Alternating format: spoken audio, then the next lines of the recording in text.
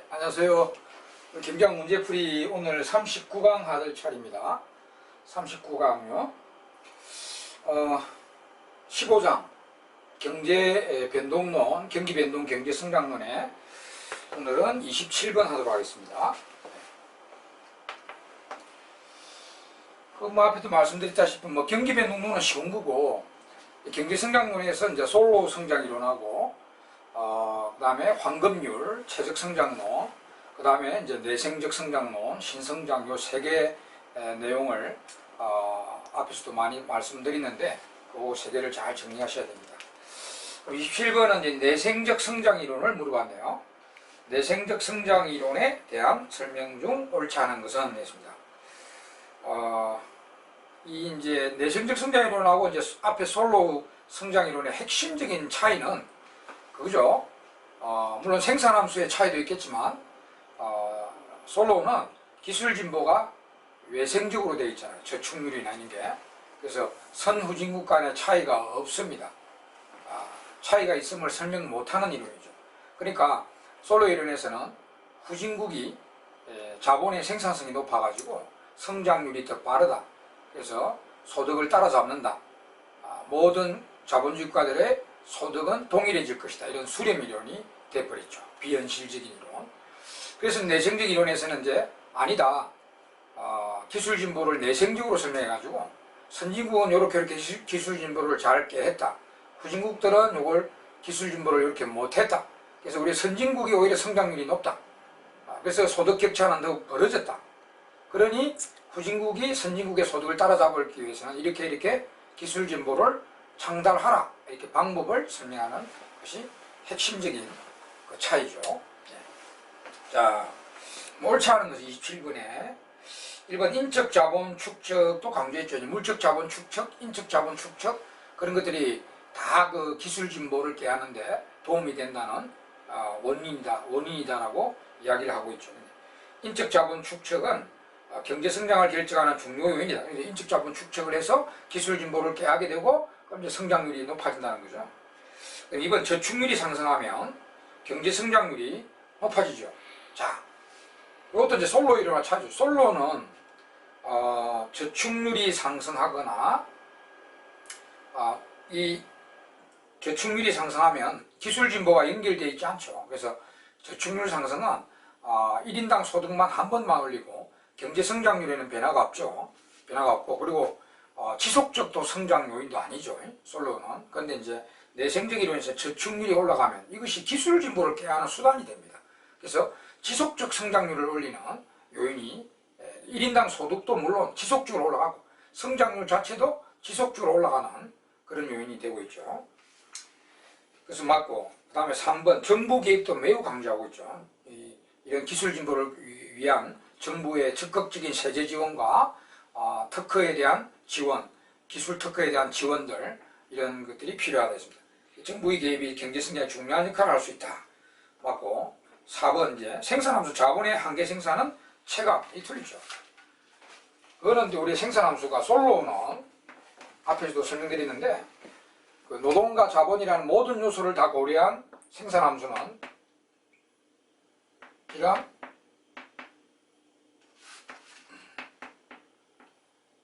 알파 베타 합쳐서 1이 되는 규모에 관한 수학 불변 생산함수고요. 이걸 1인당으로 바꾸면 이렇게 되죠. 0.5성. 이렇게 되면 이제 인당 자본의 인당 소득 함수가 수학 체감하는 이러한 생산함수입니다. 근데 이제 내생적 성장 이론은 이 생산함수하고 다르게 이 생산함수는 기술 진보가 생산함수에 내생화되어 있기 때문에 생산함수는 이제 장기 법칙은 알파 플러스 베타를 합쳐서 1보다 큰 규모에 관한 수학 최정의 함수를 사용하고 이걸 이제 인당으로 바꾸면 y는 뭐 ak나 하든지 아니면 심지어는 엄청나게 기술 진보가 잘 일어나면 y는 ak 자성 이런 y는 이건 수학 불변이죠. 인당 자본의 생산함수가 수학 불변인 함수, 이거는 수학 최정함수 이러한 생산함수를 사용하고 있습니다. 네. 자, 이거 이제 또 두 이론의 차이점이죠. 생산함수도 차이 난다. 그래서 4번이 답이죠. 자본의 한계 생산 체감하다. 요거는 이제 요걸 두고 하는 말인데, 요거는 솔로우 생산함수입니다. 답은 4번이고, 그 다음 5번에 선진국과 후진국 사이의 소득 격차가 오히려 줄어들지 않는다를 설명하는 거죠. 줄어든다, 수렴된다, 따라잡기가 된다. 이 솔로. 오히려 격차가 벌어진다. 기술 진보가 차이가 나기 때문에 오히려 선후진국의 소득 격차가 벌어진다. 이걸 설명하는 이론이 내생적 이론이죠. 자, 그럼 잘 구분이 되겠죠. 이제 두 이론의 비교가 철저히 되시겠죠. 자, 그럼 이제 29번으로 갑시다. 29번에 이제 경제 성장 이론에서 말하는 소위 따라잡기 효과. 솔로 이론이죠.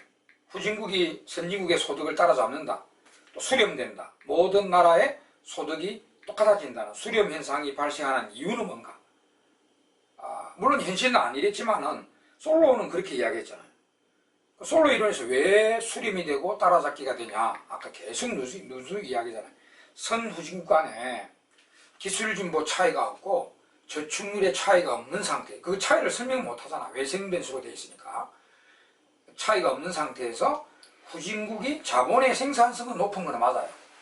이거는 당연히 그 후진국은 자본이 낮은 나라고 자본이 적은 나라고 선진국은 자본이 많은 나라니까 이게 자본이 많이 축적돼 이 수학 체감하잖아 지금. 자본이 많이 축적된 선진국은 자본의 생산성이 낮고 접선의 귤기가 자본의 생산성이잖아요. 이거는 귤기가 크잖아요. 그래서 여기 이제 급속도로 이게 1인당 소득이 급속도로 올라오고 이 선진국은 이미 선진국은 이제 이게 완경사로 올라가죠 소득이. 그래서 이제 균지 상태로 다 들어가면 모든 나라의 1인당 소득이 똑같아질 것이다. 이런 설명이 솔로거든요. 그래서 여기에 이제 전제 말은 없는데 앞에 전제를 깔면은 기술 진보와 저축률의 차이가 없는 상태에서 후진국이 자본의 생산성이 더 높음으로 수렴이 된다. 이런 내용이죠. 그러니까 여기는 뭐 그 전제는 없지만은 답은 그 3번입니다. 1인당 소득 수준이 낮은 국가, 여기 후진국이죠. 후진국가의 자본의 한계 생산성이 더 높음으로 여기에 답이 됩니다. 단지 항상 1인 따라잡게 되려면 기술 진보와 저축률의 차이가 없는 상태였습니다. 솔로 이론처럼 외생변수로 되어 있는 솔로 이론에서처럼 기술 진보와 저축률의 차이가 없는 상태에서는 후진국이 자본의 생산성이 높기 때문에 그 성장률이 더 빠를 수가 있습니다. 예. 그래서 그 수렴이 되고 따라잡기가 될 수가 있겠죠. 그 3번이 정답입니다. 자, 그 다음 이제 몇 번으로 가시냐면은 이제 그 36번 가겠습니다. 36번. 자, 총생산함수를 y는 a에 n에 알파 k에 1 마이너스 콥다글라스죠. 그리고 1차 동적 콥다글라스네, 그죠? 알파 1 마이너스 알파니까 1차 동적 콥다글라스 함수를 줬습니다. 여기 뭐 솔로가 사용하는 생산함수이기도 하죠. y는 a, n이 아마 노동일 겁니다. k가 1 마이너스 알파, 두 개 합치면 1이니까 1차 동차 콥다글라스 생산함수입니다. 자, 여기서 뭐 다른 변수를 딱 이야기했고, 가정할 때 성장 회계, 성장 회계 또 나오네. 그 다음에 경제 성장에 관한 설명 중 옳지 않은 것은 있습니다. 1번 총소득 중에서 노동소득이 차지하는 비중은 알파와 같다. 이거는 이제 미시에서도 배웠잖아. 우리 미시경제학에 이거 우리 콥다글라스 미시경제학 이렇게 하죠. 이렇게 노동이 알파, 자본의 베타 이런 식으로 하는데 콥다글라스인데요. 그 미시경제학의 생산자 이론의 생산함수에서 배웠잖아요. 그리고 알파가 노동의 분배율이기고 베타가 자본가들이 벌어가는 분배 비율이죠. 다 분배 비율이 정해져 기억나시죠? 그리고 또한 알파가 생산의 노동 탄력성이고 베타가 생산의 자본 탄력성이기도 한댔죠. 그건 미시에서 이미 배웠습니다. 알파 베타에. 그래서 요 함수에서 요 알파가 노동자들이 벌어가는 분배 비율입니다. 그래서 총소득 중에서 노동소득이 차지하는 분배 비중은 알파와 같다. 맞고요. 그 다음에 2번 A가 일정한 A는 요 기술계수입니다. 총요소 생산성이라 하기도 하고 기술계수죠. A가 일정한 솔로 성장모, 이제 솔로 모형이 이 생산함수를 사용하니까 A가 일정한 기술진보가 일정한 솔로 성장 모형에서 저축률의 상승은 장기적으로 1인당 소비를 항상 증가시킨다. 여기 틀리겠네요. 우리가 이걸 이제 인당으로 바꿔가지고요. 이렇게 스몰 k에 스몰 k에 1 마이너스 알파로 바뀌는데 이걸 이제 이렇게 들어가면 1이 나오잖아, 그죠? 나오는데 여기서 이제 솔로 이론에서는 저축률이 올라가면은 이 저축률이 올라가면은 인당 소득과 인당 자본이 한 번 딱 증가되죠. 경제 성장률 자체는 불변이고요. 새로운 경제 상태로 옮겨가도 경제 성장률은 불변인데 인당 소득과 인당 자본이 한 번 딱 증가되죠. 물론 이제 또 이걸 계속 올린 데서 계속 올라가지는 않지만 지속적인 요인이 아니지만 그래도 한 번 올라가면은 이게 한 번 딱 증가되죠. 근데 여기 이제 장기적으로까지 1인당 소비를 항상 증가시킨다. 이거 틀리잖아요. 항상 증가시킨다. 이것도 틀리고 지속적이진 않잖아요. 저축률의 상승이 1인당 소비나 1인당 소득을 지속적으로 올리지는 못합니다. 한 번 증가시킵니다. 예. 그리고 이제 1인당 소비라고 한 것도 이상합니다. 1인당 소득이랬다면 그렇다 하더라도 항상 증가시킨다. 이게 한 번 증가시킨다 이렇게 해줘야 되고요. 또 1인당 소비도 이는 1인당 소비는 알 수가 없습니다.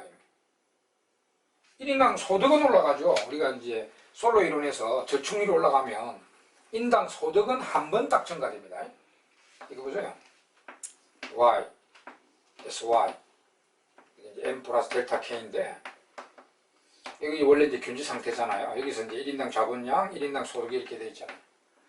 저축률이 올라가면 이게 다 올라가잖아요, 이렇게. 그럼 이제 새로운 균질 상태를 옮기죠. 옮기면 보세요. 인당 소득이 이렇게 한 번 딱 증가되잖아요. 또 인당 자본도 한 번 딱 증가되고. 그래서 인당 소득이 한 번 증가된다. 항상이라는 게 틀리고요. 그리고 장기적으로 이것도 틀리고요. 그리고 1인당 소비라고 했는데 소비는 어떻게 되는지 모르죠. 소비는 여러분 여기 이제 인당 소득에다가 이 경제 상태 때 이 저축을 뺀 게 여기 소비잖아요. 여기 원래 경제 상태의 소비는 이 소득에다가 저축이나 투자를 뺀 여기 소비입니다. 근데 이제 요거는 요 그림에서 지금 저축률이 올라갈 때 소비가 줄어들었다고 보시는데 요쪽에서 처음에 여기가 경제 상태에서 저축률이 올라가면요. 이렇게 올라가면은 여기서는 소비가 여기보다 여기가 더 클 수도 있잖아요. 그죠? 그러니까 우리가 소비가 제일 극대화되는 황금률이잖아, 황금률. 또. 그러니까 소비는 이거 복잡하니까 요거 하고요. 요 선의 차이가 소비입니다. 요 차이가. 요 타원의 요 차이가 그때 소비죠. 소비가 제일 넓은 데가 여기라면 요거는 이제 황금률이고요, 황금률. 이건 이제 균제 상태는 당연히 되니까 이제 SY가 여기 걸리면 이제 균제 상태도 되고 소비도 제일 커가지고 여기가 이제 황금률이 되는 거죠. 근데 여기서 저축률이 올라가면은 보세요. 이렇게 올라가면은 소비는 더 줄어들죠. 여기서 저축률이 내려가면은 또 이제 소비가 줄어들고 여기 소비가 극대니까. 그러니까 황금률이 어딘가 언급이 안 된 상태에서는 저축률이 올라가 있고는 소비는 늘어날 수도 있고 여기서부터 출발한다면 저축률이 올라가면 소비는 늘잖아 오히려 이렇게. 그럼 여기서 저축률이 올라가면은 오히려 여기보다 소비가 줄어들죠. 그래서 소비는 또 그때그때 모릅니다. 어디 원래가 어떤 경제 상태에서 출발하는지에 따라서 달라진다고 하네요. 근데 1인당 소득은 여기 이제 저축률이 올라갈 때마다 한 번씩 계속 이렇게 1인당 소득이 한 번씩 증가되는데 지속적이진 않잖아요. 저축률이 아무리 올라간들 1인당 요 소득 생산함수가 이렇게 되어 있으니까 1인당 소득이 요 이상으로 올라갈 수 없죠. 그리고 지속적인 요인은 아니죠. 그래서 여기 여러 말이 틀렸어요. 장기적으로 이 말도 틀리고 또 1인당 소비는 또 어떻게 될지 모르는 상황이고 그리고 항상 증가시킨다. 이것도 틀렸습니다. 그래서 여러모로 이제 2번이 틀리겠네요. 답은 2번이 되겠습니다.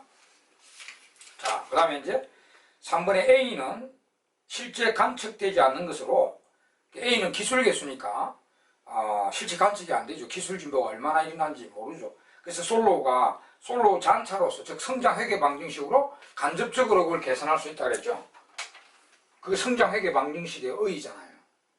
그죠? 이거를 성장 회계 방정식으로 바꾸면 이게 되잖아요. 경제 성장률. 이게 이제 총요소 생산성 증가율, 알파 노동 증가율, 그다음에 1-알파 자본 증가율. 요거 개척되니까 요거다가 요거 두 개를 빼가지고 요 우리나라 1년 동안의 총요소 생산성 증가율을 계산할 수 있다. 실제로 관측이 안 되니까 요걸 여기다가 요 두 개를 뺀다. 그래서 잔차 솔로가 고안한 방식이고 빼서 우리나라 기술 진보율이 얼마나 일어나는지 간접적으로 알 수 있다라고 해서 개발된 게 성장 회계 방정식 아닙니까? 그래서 그 이야기 하고 있고 3번은요. 그 다음에 이제 4번에 A가 일정하고 인당 자본량이 균제 상태보다 적을 때, 균제 상태보다 이제 불균형이죠. 균제 상태보다 인당 자본량이 적을 때 1인당 자본량이 증가할수록 1인당 국민 소득의 증가율은 하락한다. 1인당 국민 소득의 증가율이 하락한다. 1인당 자본량이 증가할수록 1인당 국민소득의 증가율은 하락한다. 그거는 여기 이제 불균형 상태에서 들어갈 때는 자 여기가 경제 상태잖아요. 이게 경제 상태잖아요. 여기 이제 경제 상태인데 그럼 여기죠. 경제 상태보다 인당 자본이 적은 상태에서 그럼 여기로 들어가게 돼 있죠. 경제 상태로 들어가게 되는데 그럼 인당 자본이 증가되고 이제 인당 소득이 고 인당 소득이잖아요. 인당 소득이 이렇게 쭉 증가되는데 요것도 인당 소득도 보면은 요 가는 과정에서 여기로 들어가면 이제 인당 소득은 안 움직이지만은 균제 상태에 들어가 버리면 이제 인당 소득은 변하지 않지만은 여기 불균형에서 들어가는 과정에 보세요, 여러분. 또 생산 함수가 이렇게 돼 있으니까 요 구간에 보면 이 올라가는 속도를 기울기를 보세요. 이게 일로 갈수록 완만하죠. 완만하고 이건 급경사잖아요. 그러니까 여기로 쭉 인당 소득이 올라가는데 여기는 좀 급속도로 올라가죠. 그래서 증가율이 빠를 겁니다. 그럼 이거 이제 완경사, 갈수록 완경사죠. 그러니까 여기로 갈수록 1인당 소득 증가 속도가 점점 느려집니다. 1인당 소득 증가율이 느려지고, 그럼 여기로 딱 들어가면 더 이상 증가되지 않죠, 이거는. 그래서 이제 이거 맞는 말이고요. 1인당 국민소득의 증가율이 하락하는 거고요. 그리고 이제 균제 상태에 들어가게 되면은 이거는 안 변하니까 변화율이 0%가 되는 거죠. 균제 상태에 들어가면. 이거는 불균형 상태에서 이제 가는 과정에서는 올라가잖아요, 이렇게 쭉. 올라가니까, 여기 올라가는 속도가 이제 증가율인데, 올라갈수록 점점 완경사로 가니까 증가율이 낮아지는 겁니다. 요즘은 급경사로 올라가잖아요. 그죠? 그리고 이제 여기 들어가면 1인당 소득은 안 변합니다. 1인당 소득하고, 이제 이거하고 구분해야 돼요, 이거하고. 이것도 대문자, 이건 전체 경제 성장률인데, 이게 원래, 예를 들어서, 여기가 원래 경제 상태였다. 그럼 여기 성장률이 5%였다. 그럼 여기 저축률이 탁 올라가가지고, 여기 이제 불균형이 됐단 말이야. 저축률이 딱 올라가니까 이제 불균형이 된 거죠. 그래서 우리가 이 경제 성장률이, 요 단계에서만 이제 성장률이 6%로 올라가죠. 올라가다가 이제 세기로 가는 과정에서는 자본을 많이 축적해 가니까 성장률이 뚝뚝뚝 떨어져야죠. 올라갔다가, 단기적으로 저축률이 올라가니까 성장률이 5%에서 6% 올라갑니다. 근데 이제 이 가는 과정에서는 자본을 많이 축적해 가니까 자본의 수학 체감 때문에 성장률이 두두두 떨어집니다. 떨어지고 새로운 경제 상태에 들어가면 성장률은 5%로 복귀해버리죠. 여튼 이 성장률은 1인당 소득 말고요. 경제 성장률은 저축률이 올라갈 거는 요 경제 상태와 요 경제 상태는 성장률이 똑같아요. 근데 이제 올라갔다가 떨어지니까 요 가는 과정에서는 역시 이것도 6%에서 5.9, 5.8, 5.7, 5.6 뚝뚝 떨어집니다. 이 가는 과정에서는. 그걸 기억해 두세요. 이 균제 상태 아닌 상태에서 요 새로운 균제 상태로 가는 과정이 이렇게 왼쪽에서 오른쪽으로 가는 과정에서는 요 1인당 소득 증가율도 점점 둔화되고요. 그 다음에 여기로 가는 과정에 이 경제 성장률 자체도 요 단계만 올라갔는데 가는 과정에서는 이렇게 쭈쭈쭈 떨어집니다. 이렇게 떨어집니다. 5%. 그래서 이제 요거 구분하세요. 요 경제 상태에서 요 경제를 옮기면 원래 경제 성장률은 5%에서 여기로 가면은 다시 5%입니다. 불변 5%. 근데 이제 1인당 소득은 요 경제 상태의 1인당 소득은 여기죠. 여기인데 근데 새로운 경제 상태로 옮겨가면은 1인당 소득이 한 번 딱 증가돼요. 이건 증가율이 아니고요. 수준 자체가 증가되죠. 근데 이것도 이제 가는 과정에서는 여기 이제 싹 증가되니까 증가율이 있을 거 아닙니까? 이건 증가율이 좀 빠르고, 좀 느리고, 여기로 들어가면 이제 안 움직이죠, 이게. 그럼 이거는 이제 새로운 경제 상태 가면 증가율은 0%라고 해야 됩니다. 경제 상태에 들어가 버리면 1인당 소득은 안 변하니까 증가율, 경제 상태에서의 1인당 소득 증가율은 얼마인가? 0%입니다. 경제 상태로 들어가면 이거는 안 변하니까 변화율이 0%가 됩니다. 물론 이제 불균형에서 가는 과정은 증가율이 생기죠. 올라가니까. 이렇게 올라가잖아요. 근데 증가율이 생기는데 점점 증가율이 떨어지게 되는 거죠. 자, 그럼 요거 대문자와의 증가율은 여기 5%. 경제 상태에서 말하면 5%. 여기도 5%입니다. 여기도 5%, 여기 5%인데 그 과정에서는 여기서 5%에서 이거 탁 올라가면 저충위로 올라가면 이 단계만 6%로 올라가요. 그럼 새로운 경제에서 가는 과정에서는 5.9, 5.8, 5.7, 5.6 이렇게 쭉 떨어집니다. 떨어지고 여기로 가면 다시 5 이렇게 그렇게 기억해 두시면 되겠죠. 자, 그다음 이제 5번에 경제 성장률 6%, 노동 투입 증가율이 이제 3%, 뭐 자본 투입 증가율이 8%, 알파가 0.6이라면 총 요소 생산성은 1%다. 이거는 여기 뭐 성장 회계 방정식 그대로 계산하시면 되잖아요. 그 생산 함수를 알파가 0.6이니까 성장 회계 방정식으로 바꾸면 이렇게 되죠. A 증가율 0.6, N 증가율 플러스 0.4, K 증가율 이렇게 바뀌죠. 그래서 여기 각각 대입합니다. 경제 성장률이 6%, 그 다음에 노동 투입 증가율이 3%, 그 다음에 자본 투입 증가율이 8%. 대입하면 되죠. 이 두 개 곱하면 6, 3, 18, 1.8%고요. 4, 8, 32, 3.2% 이거 더하면 5죠. 5. 그럼 5를 여기 이제 빼면은 총요소 생산 증가율 1%죠. 자, 이렇게. 맞습니다. 그래서 틀린 말은 2번. 옳지 않은 말은 2번만 옳지 않습니다. 네. 다른 거는 다 맞고요. 자, 이런 문제로 이제 우리 솔로 이론 다 그 정리를 하시기 바랍니다. 그 다음에 이제 쭉 넘어가세요. 40번으로 가겠습니다. 40번 다음 중 기술진보에 관련된 설명으로 잘못된 것은 기술진보. 1번 기술진보가 일어나면 물가 안정과 국민소득 증대를 동시에 꾀할 수 있다. 이거는 이미 앞에 그 13장 총수요 총공급 이론의 내용이죠. 물가하고 국민소득 이야기 놓으면 총수요 총공급 모델 아닙니까? 그죠? 물가와 국민소득이 어찌 됐냐?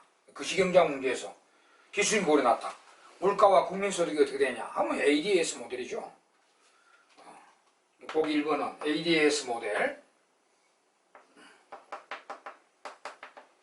총공급이 장기 총공급은 수직, 단기 총공급 상향인데 기술진보 되면 뭐 장기가 이동하니까 뭐 단기도 같이 이동하는 거죠. 이렇게. 요즘에 이 장기 총공급이 우측으로 이동하잖아요. 단기 총공급도 이렇게 우측으로 이동하죠. 그럼 경제가 일로 가죠. 물가도 안정되고 국민소득도 증가되죠. 네. 맞고, 그럼 2번에 기술진보가 성장의 가장 주된 요인이라고 증명되어 왔다. 그럼 우리 솔로 이론이나 그 다음에 내성적 이론에서 기술진보를 강조하고 있죠. 가장 주된 요인이다. 그 다음 3번에 세고전학파의 균형경기 변동 이론에서는 세고전학파의 균형경기 변동 이론 중에도 이제 실물 균형경기 이론이죠. 그래서 노자자기 변동에 의한 총공급 변화가 경기 변동의 원인이다. 노자자기 변동, 노자자 기술 변화에 의한 총공급 변동이 경기 변동의 원인이다. 이렇게 주장하죠. 그래서 그 세고전학파의 균형경기 변동설 중에 실물 균형경기 변동설에서 이제 기술 변동에 의한 총공급 변동이 경기 변동의 원인이라고 보기도 한다. 맞고. 그럼 4번에 덕량곡선을 원점으로 생산함수는 상방으로 생산 가능 곡선은 우상방으로 이동시키다. 이거는 이제 미시경제학에서 그 기술 진보와 관련된 그래프들이죠. 그죠? 이건 뭐 미시에서 다 했잖아요. 덕량 곡선은 같은 양을 적은 투입물로 만드니까 원적으로 이동이 들어오고, 단기 생산 함수는 요거죠. 노동을 할 때 이 생산 함수고요. 그런 생산 함수가 기술 진보가 일어나면 상방 이동하죠. 이렇게. 그래서 이제 7장에 배웠던 생산 가능 곡선은 기술 진보되면은 우리나라 생산 가능 곡선 바깥쪽으로 이동하죠. 이렇게. 7장, 또는 4장에 나오고, 그리고 등량 곡선은 3장에서, 4장, 등량 곡선도 4장이죠.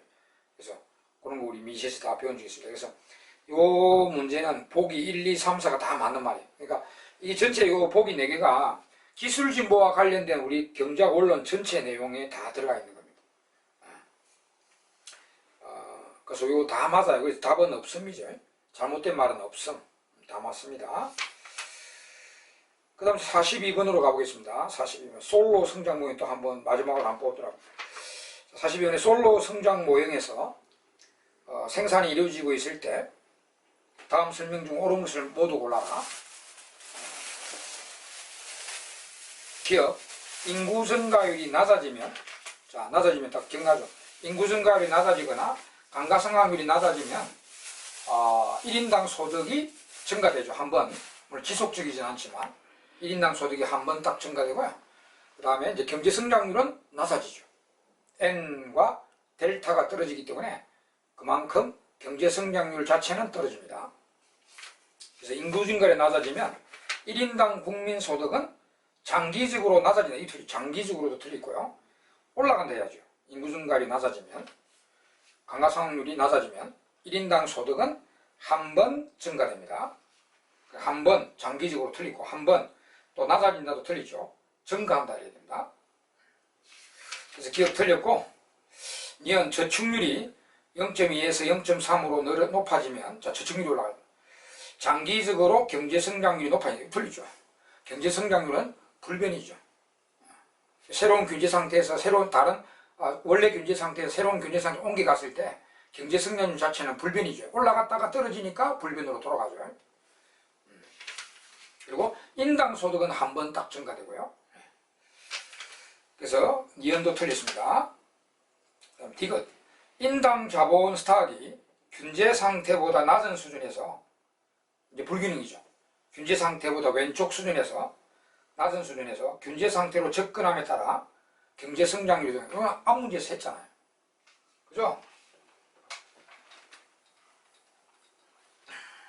불균형 때 말이죠. 불균형 때. 자, 여기가 균제 상태잖아요. 여기서 이리로 갈 때죠. 여기 균제 상태인데 그보다 낮은 인당 자본에서 균제 상태로 가는 과정에서 말이에요. 이 가는 과정에서는 인당 소득의 증가율도 둔화되고요. 또 이 경제 성장률 자체도 떨어지죠. 그래서 여기 원래 균제 상태에서 성장률이 올라갔다가 떨어지니까 여기로 가면 성장률이 불변이 되는 것입니다. 그리고 요 1인당 소득은 요 가는 과정에서는 증가율이 점점 이렇게 떨어지는데 여기 이제 균제 상태로 들어가면 이거는 더 이상 변하지 않습니다. 변하지 않는다. 그래서 디귿은 맞고, 그럼 리얼, 자본 소득을 모두 저축하고 노동 소득을 모두 소비. 요거 황금률에서 이런 현상이 벌어지죠. 황금률에서. 그러면 이 경제의 경제 상태는 황금률이 달성된다. 맞죠? 요거 리얼은 맞아요. 그래서 디귿 리얼, 답은 3번이 되겠네요. 그리고 이제 황금률 나왔는데, 황금률은 이제 여기, 자, 인노소에 요거부터 먼저 끄면, 엠프라 델타 K부터 먼저 끄면요, 요 폭이 소비인데 여기 제일 지금 넓죠. 이게 이 타원에서 제일 폭이 넓잖아요.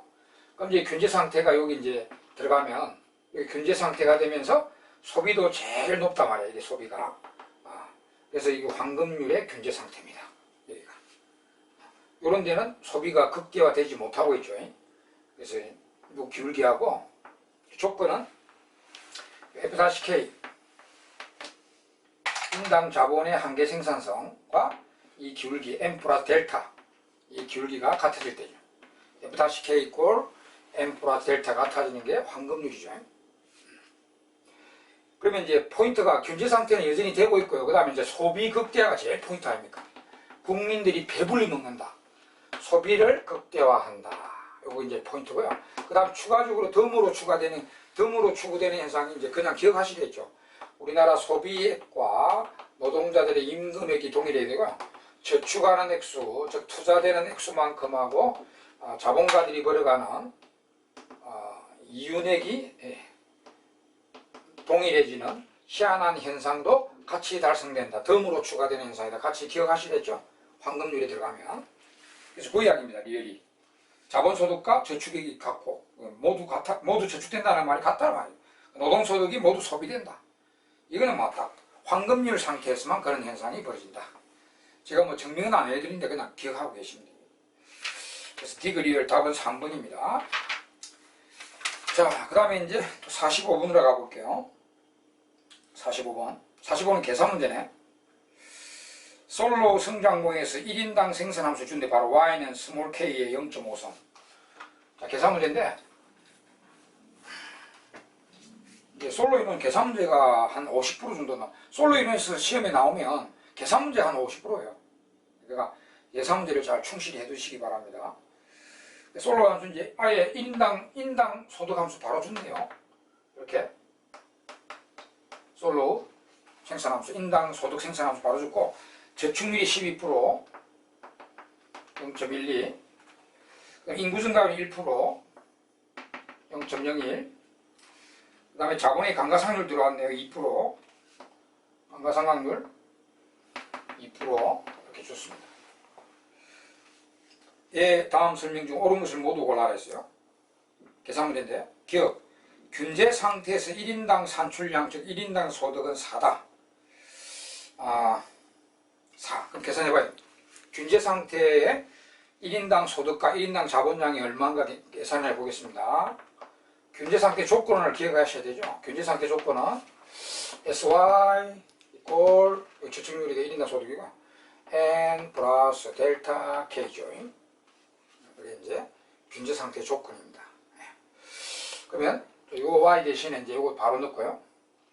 이거 넣고 바로 대입합시다. 저축률이 0.12잖아요. 그죠? 0.12 저축률이 0.12 그 다음에 1인당 소득이 이제 스몰 K 0.5성이죠.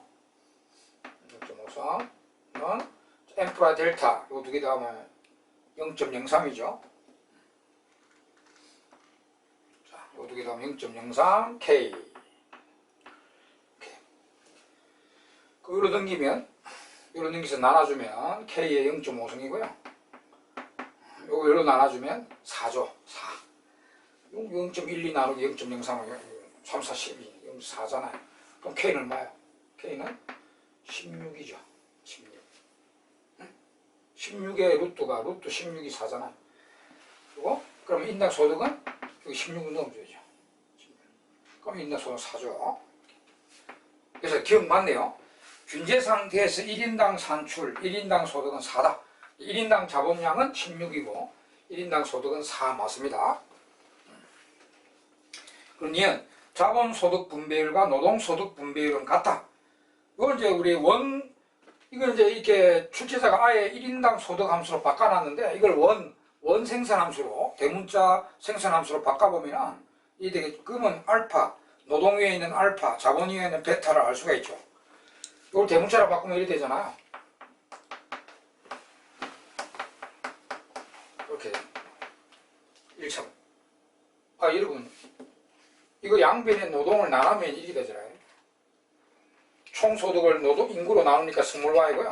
요거 밑으로 내려오면 0.5성이니까 총 자본량 나누기 인구하면 1인당 자본량이고 그것도 0.5성 바뀌잖아요. 그러니까 요 함수를 줬으니까 우리 역사나요. 우리가 이 함수라는 것을 알 수 있어요. 요런 콥 달라스 1차동차 콥 달라스라는 것을 알 수 있고요. 이걸 인당으로 바꾸면 이렇게 원 함수로 바꾸면 이렇습니다. 그리고 여기 노동소득 분배율이잖아요. 이게 자본소득 분배율 50% 50%입니다. 그래서 이은 노동소득 분배율과 자본소득 비율이 0.5로 같다. 맞습니다. 기억, 니은 맞아. 그럼 디귿이 마지막으로 맞는가? 디귿. 균제 상태에서 황금률이다. 야, 이 상태가 균제 상태면 동시에 황금률이다. 황금률 상태다. 황금률이 되는가 또 확인해 봐야 됩니다. 황금률 조건 또 따지가 계산을 해 봐야 되거든요. 황금률 조건 따져가지고 또 계산해 보겠습니다. 황금률의 조건은 이거죠. F-K 그러니까 이게 이제 이 생산함수를 미분했다는 거죠. F-K 이꼴 N 플러스 델타죠. 이게 황금률의 조건이죠. 이 상태가 또 이거와 같은지 계산을 해보겠습니다. 이건 균제 상태죠. 이 균제 상태가 또 황금률 상태인지 또 동시에 되는지 확인해 보겠습니다.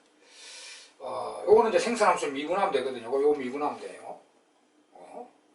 0.5 내려오고 0.5 내려오고 마이너스 1 승하니까 이렇게 되게 바로 되겠죠? 마이너스 0.5 승이니까. 그 다음에 m 플러스 델타는 0.03 이거 구해보겠습니다. K가 16이 되는가 한번 보겠습니다. 이거 일치하는지 한번 보겠어요? 딱 보니까 16 아니네 이거. 이게 16이면 이거 4잖아요. 4분의 0.5가 0.03이 아니죠. 네. 이거 옮기면 K의 0.5승은 0.5 나누기 0.03. 그러면 이거 계산하면 얼마죠? 5 떼고 0.3인가? 한칸 땡기고 요거 땡기고 그리고 땡기면 여기 50일. 그러면 3일은 3, 20, 3, 6, 18, 20, 16.66mm 나오죠. 이렇게. 그럼 K 계산하면요 약 278입니다. 약 278. 이거 와서 완전히 틀리죠. 지금은 균제 상태의 K가 16이잖아요. 균제 상태는 약 278이에요. 그래서 황금률 상태나. 그래서 이 그림을 보여드리면 지금은 이 상태에 있네요. 자, 일단 황금률부터 그려보면 이렇게 이제 1인당 소득 있고요. 이렇게. 여기 접선의 기울기가 F-K고요. 여기 기울기가 M 플러스 델타 나오네요. 요 같은 데가 요 소비가 극대한데, 요 소비잖아요, 요 소비. 이 소비가 최고 극대화되는 황금률인데, 여기가 지금 1인당 자본량이 약 278입니다. 그러면 현재의 균제 상태는 여기가 아니고요. 이제 SY가 여기 들어와야 이제 황금률 균제 상태인데, 지금은 여기죠, 여기. 지금은 여기 균제 상태. 이게 아까 여기 K가 16이랬죠, 16. 그럼 1인당 소득은 4. 이 상태의 균제 상태입니다. 그러니까 황금률은 아니죠. 여기로 올라가면 이때 우리가 저축률을 좀 지금보다 더 올려줘야 됩니다. 저축률을 더 올려줘야 균제 상태에 옮기면서 황금률까지 달성되는 결과를 가져올 것입니다. 예. 아시겠죠? 그림으로. 예. 자, 그래서 디귿은 틀렸네. 그 답은 이제 기억과 니은만 맞아요. 45번의 정답은 3번 되겠습니다. 그죠? 자, 그 다음에 이제 46번 보겠습니다. 46번은 이제 경제성장 모형에 관한 설명으로 옳은 것을 모두 골라라. 경제성장 모형의 46번요. 경제성장 모형에 관한 설명으로 모두 옳은 것을 골라라. 기억. 다른 조건이 일정할 때 솔로 모형에서 이례적 기술인보는 외생변수니까 이례적 기술인보는 장기적으로 1인당 산출량의 성장률을 증가시킨다. 이례적 기술인보인데 한 번 올리잖아요. 외생변수니까 솔로는 이례적 기술진보가 일어나면 요 1인당 소득이 한 번 증가되죠. 근데 이제 여기 보면 장기적으로 1인당 산출량의 성장률을 증가시킨다. 이거 틀리겠네요. 그죠? 네. 틀리고 기억은. 자, 니은 솔로 모형에서 국가 간 1인당 소득 수준이 수렴한다는 주장은 기본적으로 한계 수학 체감 법칙에 기여한다. 역시 그 한계 수학 체감은 자본이 많아지면 자본의 생산성이 떨어진다는 거죠. 그러니까 선진국이 자본이 많이 축적됐기 때문에 자본의 생산성이 낮고 후진국은 자본이 덜 축적됐기 때문에 자본의 생산성이 높다.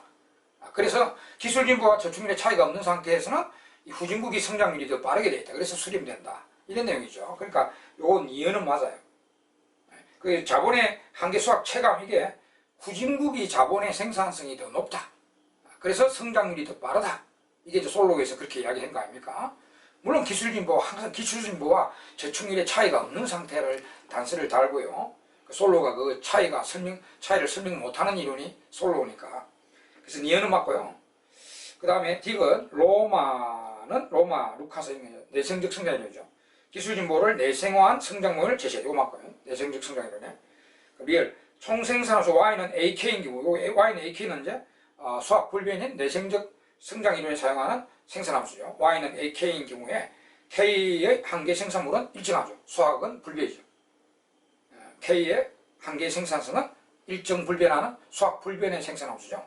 Y는 AK. 이게 내성적 이론에 사용하는 대표적 생산함수죠. 그래서 리얼 맞네. 그래서 니은 디크 리얼. 답은 4번이 되겠습니다. 네. 자, 그 다음에 이제 마지막 문제가 있습니다. 이제 15장의 마지막 문제 풀겠습니다. 이제 48번. 솔로 성장 모형에 대한 설명으로, 솔로 성장 모형에 대한 설명으로 옳지 않은 것은 1번 인구 증가를 고려할 경우 국가별 1인당 GDP가 1인당 소득이 다름을 설명할 수도 맞죠. 인구 증가율이 낮을수록 1인당 소득이 높죠. 인구 증가가 높으면 1인당 소득이 낮아지고 맞고요. 그 다음에 이번에 지속적인 기술진보는 1인당 GDP의 지속적 성장을 설명할 수도 맞죠. 유일하게 기술진보만 가승할 때마다 지속적으로 한계없는 1인당 소득 증가율이죠. 맞고. 그럼 3번에 저축률은 1인당 자본량을 증가시키고 1인당 소득을 한 번 증가시키죠. 증가시키므로 항상 저축률이 높을수록 이것도 항상이란 말이 틀리네. 한계가 있잖아요. 저축률이 아무리 높아진들 1인당 소득이 더 이상 올라가지 않는 구간이 있습니다. 그러니까 항상 저축률이 높을수록 좋다. 이게 틀리네요. 항상이 틀리죠. 항상. 네. 답은 3번이고 그럼 자본량이 환급률 상태보다 큰 경우 여기는 자본량이 환급률보다 낮은 상태고요. 그럼 요 변제 상태. 요 변제 상태는 자본량이 환급률 상태보다 높은 상태죠. 그럼 이것도 소비는 또 극대화는 안 됩니다. 안정 상태보다 큰 경우에는 저축을 감소시켜야 소비가 더 증가하면 이때는 저축률을 줄여주면 여기로 이제 변제 상태를 옮기면 소비는 더 극대화되죠. 네, 맞습니다. 4번 맞고요. 답은 3번 되겠죠. 네. 자, 이상으로 해서 우리 15장의 주요 문제들은 다 풀었고 설명 다 드렸습니다. 그럼 이번 시간 여기까지 하고 다음 시간 이제 마지막 편 우리 국제경제학이 다음 시간부터 들어가도록 하겠습니다. 네, 수고하셨습니다.